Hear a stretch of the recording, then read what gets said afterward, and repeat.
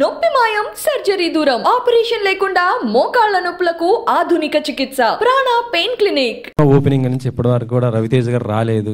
ఎవరైనా స్టార్స్ తమ పిల్లల్ని ఎంకరేజ్ చేస్తూ ప్రమోట్ చేస్తుంటారు. తెలిసిందే మీకు, ఆయన సపోర్ట్ చేస్తూనే ఉన్నారు. కానీ అంటే ఆన్ మీడియాకి ఎక్కడ కనపడలేదు. ఆయన ప్రత్యక్షంగా అయితే ఎక్కడ కనిపించలేదు రవితేజ గారు.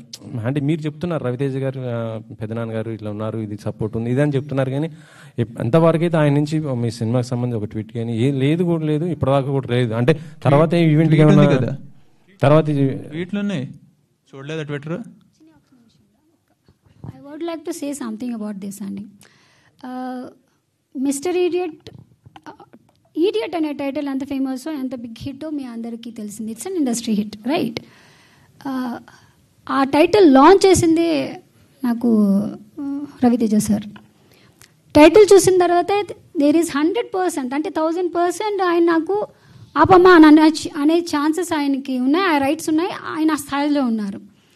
Where he has his own son, I'm so sorry, I can say or not, I don't know, but this is what I felt. But no, అసలు ఇంత పిసరు కూడా అలాంటిది ఏం లేదు. ఆల్ ది బెస్ట్ అన్నారు, అంతే. కంగ్రాట్స్ చెప్పారు, ఆల్ ది బెస్ట్ చెప్పారు. అసలు ఆయన లాంచ్ చేసేటప్పుడు పరదా తీసి చూసేటప్పుడు కానీ, ఆ టైటిల్ చూసేటప్పుడు కానీ హీ వాజ్ లైక్ థ్రిల్డ్.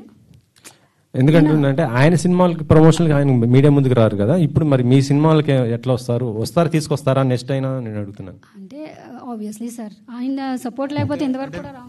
మేము చేసిన ఫస్ట్ ఈవెంట్ ఇదే. ఇంతకుముందు పోస్ట్ ఆయన లాంచ్ చేశారు, ట్వీట్లు వేస్తున్నారు. నెక్స్ట్ ఈవెంట్ ట్రై చేస్తారా? ఓకే. ముందు నుంచి బిగ్గర్ ఈవెంట్కి అనే ప్లాన్ చేశాం సార్. అంటే ఎప్పుడు మనము పెద్దవాళ్ళని కొద్దిగా పెద్ద ప్లేసెస్లోకి దాచుకోవాలి కదా. దాచుకుంటే అప్పుడు మనం కొద్దిగా అప్పుడు మనకి ఆ లాస్ట్ మూమెంట్లో అయితే మనకి ఎక్కువ సపోర్ట్. That's what. రవితేజ గారు అంటే full energy.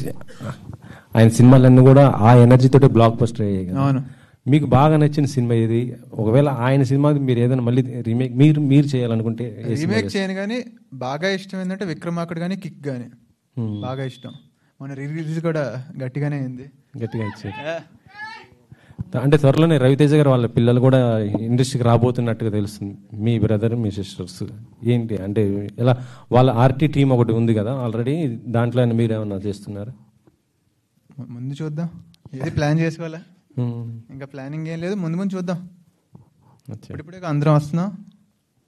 Okay sir. Raviteja cinema మీరే?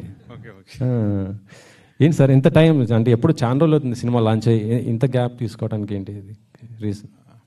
అంటే షూటింగ్ పార్ట్ ఫినిష్ అయింది, మళ్ళీ అంతా చూసిన తర్వాత మళ్ళీ కొంచెం డైరెక్టర్ గారు అందరూ కొంచెం బెటర్మెంట్ కోసం అనుకునేసరికి ఆర్టిస్టుల డేట్లు దొరకటానికి లేట్ అయింది.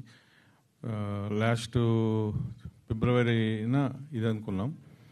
సో ఈ 3-4 months ఏంటంటే దానివల్ల ఇదైంది. ఇప్పుడు మొత్తం రెడీ అయిపోయింది, అందుకనే ట్రేజర్ లాంచ్ చేసాం. నవంబర్లో రిలీజ్కి ప్లాన్ చేస్తున్నాం. అంటే గతంలో మీది ఏరే బ్యానర్, మళ్ళీ బ్యానర్ మార్చినట్టున్నారు, ఎందుకు కారణం ఏంటి?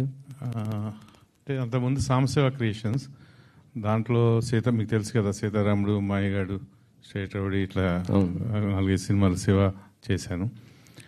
14 నుంచి గ్యాప్ తీసుకున్నాను. అంటే అప్పుడు ఫిలింలో నెగిటివ్, డిజిటల్ రాలేదు, వర్కౌట్ అవ్వట్లేదు అని చెప్పి కొంచెం గ్యాప్ తీసుకున్న తర్వాత మళ్ళీ రీఎంట్రీ ఇవ్వాల్సి వచ్చింది.